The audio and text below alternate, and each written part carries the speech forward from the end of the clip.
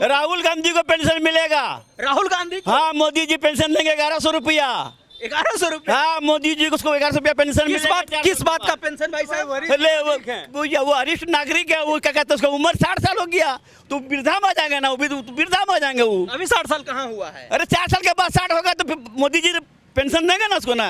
मोदी जी अभी 29 तक रहेंगे तो पेंशन क्या देगा उसको? तो मोदी जी ने उसको पेंशन देंगे ना, राहुल गांधी को। राहुल गांधी को युवा हो गया वो। राहुल गांधी को वृद्धा पेंशन देंगे? हाँ, मोदी जी देंगे पेंशन, वृद्धा पेंशन।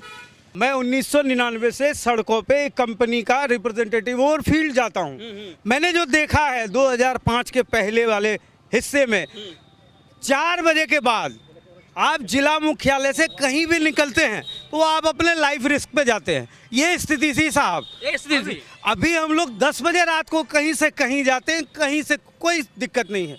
अब बाकी जितने एमएलएज और एमपीज के लोग थे जो गुर्गे बोलते हैं जिनको, चमचे, उनका एक एक पॉइंट बना हुआ होता था, वहाँ पैसे की वसूली होती थी भाई साहब। ये स्थिति थी बिहार में। बिहार से बाहर के लोगों को पता नहीं क्या दिखता है क्या नहीं होता। हम स्थानीय लोग हैं, हमने झेला है लालू जी का राज, झेला है, बिल्कुल झेला है भाई। जब सो के उठते हैं शौचालय जाते हैं तो वो मोदी जी का दिन है। जब राशन खाते हैं तो राशन मोदी जी का दिन है। ट्रेवल करते हैं, आज 1 सवेर कर एक ट्रेवल के बारे में तो आप बता चुका हूँ। उसके बाद आवास जो है, रात में सोने जाते हैं तो मोदी जी का दिन है। तो हर एक चीज़ तो मिल रहा है। 125 यूनिट बिजली फ्री किया है, एक गरीब परिवार के लिए जो है एक बहुत बड़ा बात है। और रोजगार का जहाँ तक सवाल है, रोजगार तो पराई दिन दे ही रहा है, ढाल रहा है। मोदी जी का कहना है इतना रोजगार देंगे कि आप ले नहीं पाइएगा। मतलब बिहार में एनडीए सरकार रोजगार दे रही है? एनडीए सरकार तो है ही, और एनडीए सरकार तो है ही और रहेगी ही। रहेगी। मोदी और नीतीश सरकार को पूरा जनता जो है उन पर ही विश्वास करती है। पूरा देश में मोदी सरकार को ही विश्वास करती है। दोस्तों नमस्कार। जैसे जैसे बिहार विधानसभा चुनाव नजदीक आ रहा है, वैसे वैसे बिहार का सियासी तापमान बढ़ता जा रहा है। बिहार में एनडीए यानी कि नीतीश मोदी की जोड़ी पूरी तरीके से दमखम दिखा रही है, तो वहीं चुनावी मैदान में महागठबंधन भी सक्रिय है। इसी के साथ हमारी मौजूदगी कस्बा विधानसभा क्षेत्र में है। कस्बा पूर्णिया जिले के अंतर्गत आता है और कस्बा विधानसभा क्षेत्र में ये मार्केट का इलाका है। आप देखिए, कस्बा विधानसभा का ये बाजार है और कस्बा विधानसभा क्षेत्र में कांग्रेस से विधायक हैं मोहम्मद अफाक आलम। मोहम्मद अफाक आलम का रिपोर्ट कार्ड जानने के लिए हम कस्बा विधानसभा में आए हुए हैं कि मोहम्मद अफाक आलम ने कैसा कामकाज किया और वर्तमान में एनडीए सरकार यानी कि नीतीश मोदी की जोड़ी कैसा कामकाज कर रही है। अब जनता कस्बा की किस पर भरोसा करेगी इस बार चुनाव में? क्या नीतीश मोदी की जोड़ी यानी कि एनडीए को फिर से लाना चाह रही है या फिर बदलाव करेगी? सीधे हम कस्बा के स्थानीय नागरिकों से, स्थानीय लोगों से बातचीत करेंगे और जानने की कोशिश करेंगे। क्या नाम है सर आपका? सुशील चंद्र ठाकुर। ठाकुर जी कहाँ के रहने वाले हैं आप? कस्बा, आप 10 कस्बा नंबर विधानसभा के? कस्बा विधानसभा के। कस्बा के आपके स्थानीय विधायक है मोहम्मद अफाक आलम। कैसा रिपोर्ट कार्ड है 5 सालों का उनका? 5 साल में ऐसे हमारे क्षेत्र में तो अभी तक कोई विकास नहीं हुआ। और जब हमारे जो है भाजपा के विधायक थे उस समय काम हुआ। अभी फिलहाल अफाक आलम ने कैसा काम किया? अफाक आलम का भी हमारा क्षेत्र में किसी तरह का कोई काम नहीं। कोई काम नहीं हुआ? नहीं, कोई काम नहीं हुआ। कांग्रेस के विधायक अफाक ने कोई काम नहीं कोई किया? काम नहीं किया, हमारा क्षेत्र में कोई काम नहीं हुआ 5 सालों तक में? 5 सालों तक में कोई काम अच्छा, नहीं। एनडीए कैसा कामकाज कर रही है बिहार में? मोदी और नीतीश की जोड़ी का काम कैसा लग रहा है आपको? बहुत अच्छा, उनका सभी योजना सफल हो रहा है। वो जो भी योजना ला रहे हैं धरातल पर ला रहे हैं, उनका कामकाज दिखाई पड़ रहे हैं। और सरकार का जो एनडीए सरकार की सभी योजना पूरा धरातल पर है और सफलतापूर्वक चल रहा है। एनडीए सरकार के किन किन योजनाओं का लाभ आपको मिला? एनडीए सरकार का आपका अभी आयुष्मान कार्ड मिला है। ठीक है। इसके बाद जो है आपका कृषि सम्मान निधि, वो भी मिल रहा है। इसके बाद आपका इंदिरा आवास भी जो है प्रधानमंत्री निवास आवास, वो भी जो है दिखाई दे रहा है। इसके बाद आपको जो गरीब लोगों का जन धन योजना खाता बैंक में खुला है, सभी जो है महिला सब खुश हैं। इसके बाद आपको आयुष्मान कार्ड मिला है।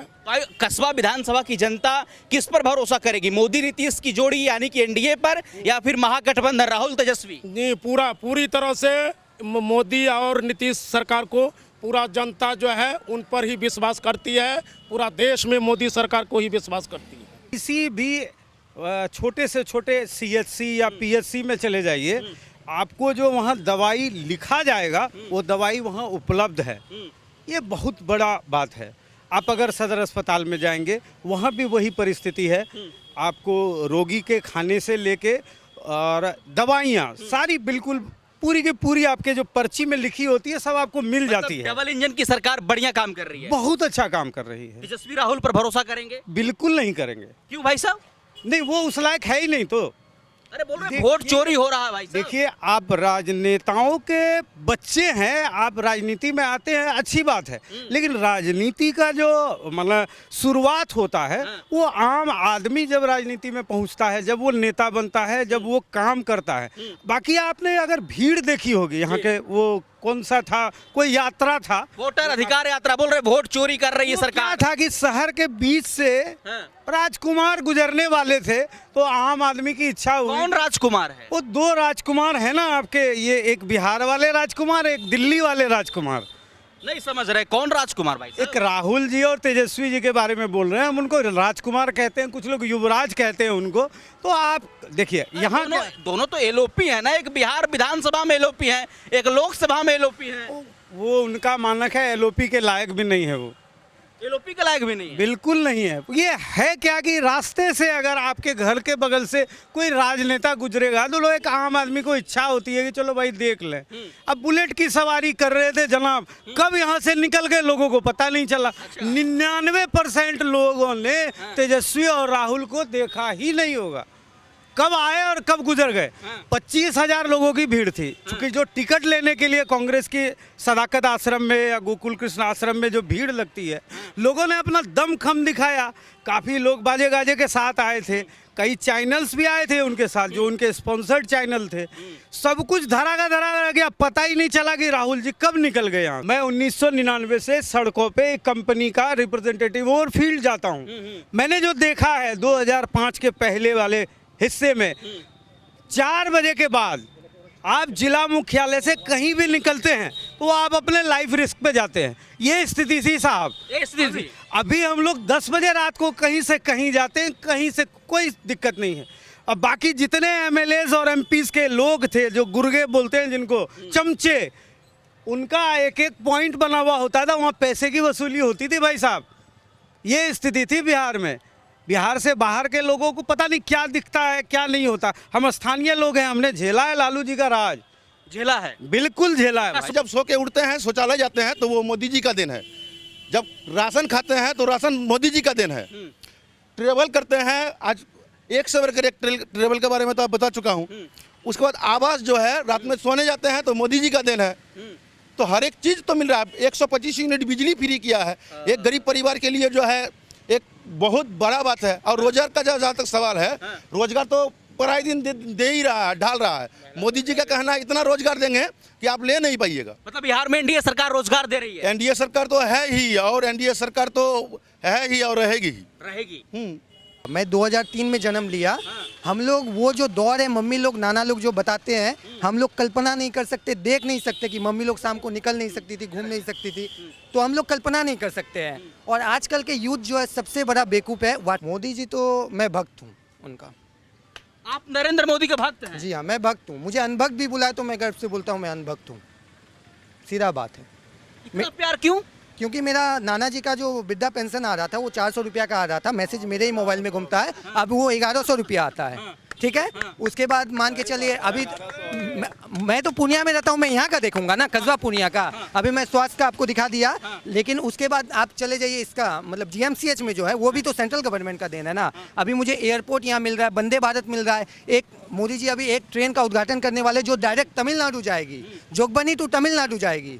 ठीक है, तो मुझे वो चीज़ मिल रहा है। अब एक्सप्रेस वे बन रहा है, मुझे क्या चाहिए? कटिहार हाईवे जाके देख लीजिए कितना मस्त है, कटिहार हाईवे जाके देख लीजिए कितना मस्त है। तो मुझे और क्या चाहिए? मैं तो अंधा नहीं हूँ ना।